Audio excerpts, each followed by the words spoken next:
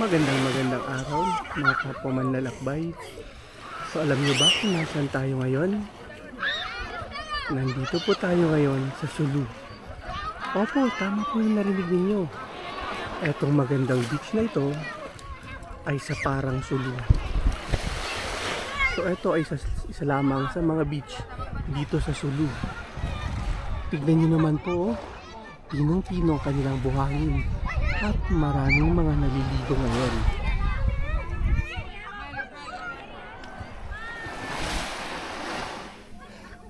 So dun sa kabila maraming naliligo. Pero dito sa atin sa Mangsali yan. Ito yung makikita naman sa Mangsali Beach Resort. So di ba ang ganda ng mga cottages nila dito? At ang linaw ng tubig. So dito sa Manlalakbay ay dadalhin ko kayo sa iba't ibang lugar dito sa Pilipinas. So, wala pong signal po ngayon, kaya eto po ulit tayo. Tape as live yung gagawin nating walking tour. So, itutour ko po kayo dito. So, kanina, ito yung nakita nyo sa isang beach dito sa Parang. So, yan, maraming mga naliligo na. Yan.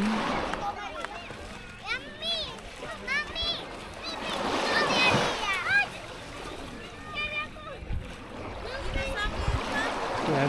So maraming naliligo dito. Tapos nandito naman tayo sa Mangsali. Itong may mga magagandang cottage. So tara, walking tour tayo dito sa Mangsali. So makikita nyo puting-puti itong buhangin nila. Tapos dito sa side na to may mga bato, tapos crushed corals. At eto tayo, shadow natin. So yan. So, maraming salamat po sa lahat ng mga sumusubaybay sa Manlalakbay. So, may mga live videos tayo, tapos tape as live, tapos soon may mga edited videos tayo sa mga lugar na mahirap puntahan. So, yan. So, eto, may mga cottage na si Mangsali. So, maganda rin yung may-ari ng Mangsali, sila yung nasa politika sa Tawi-Tawi at maganda rin yung kwan nila doon, beach nila sa Tawi-Tawi. Maganda yung mga resorts din nila sa Tawi-Tawi. So nagbubukas na po ang Sulu sa turismo dahil peaceful na po dito.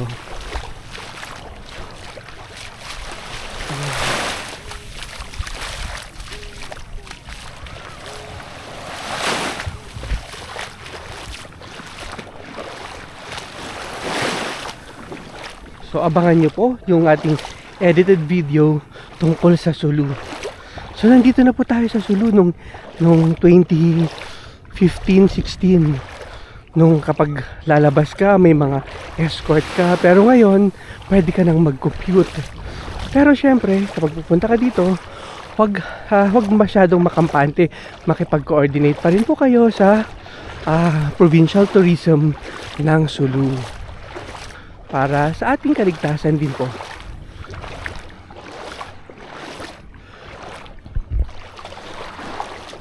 So ito po ang ating walking tour dito sa Mangsali Beach Resort.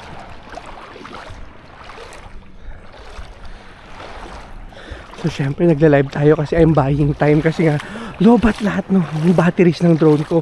Kasi maghapon na akong nagpapalipad ng drone araw-araw.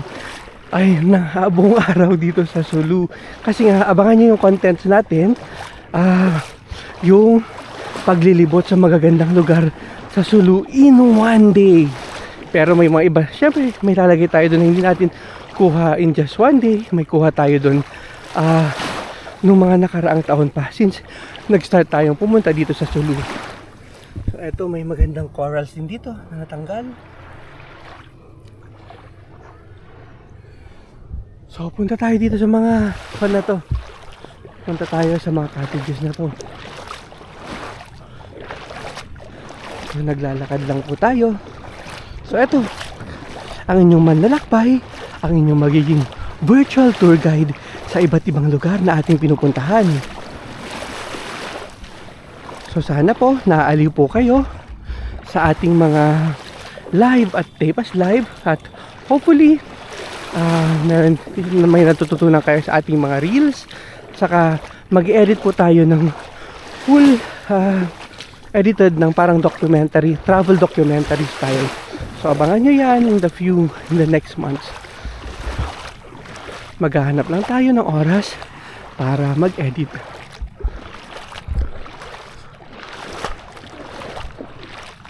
So eto po yung cottage nila.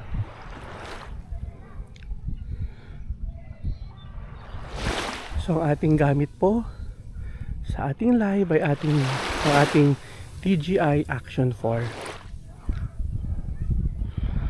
So ang ganda sa drone nito.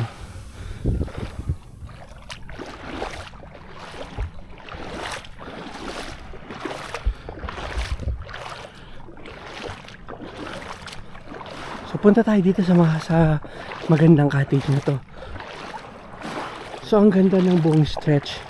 Pinong-pino po yung buhangin dito. Ang ganda. So marami pa pong magagandang lugar dito sa Sulu. Especially sa Omar, Sulu. Maraming mga white sand beach din doon. Nandun yung pinakamahabang white sand beach. Tapos may mga lobster din doon. Tapos meron ding magandang view ng mountain view ng sunset.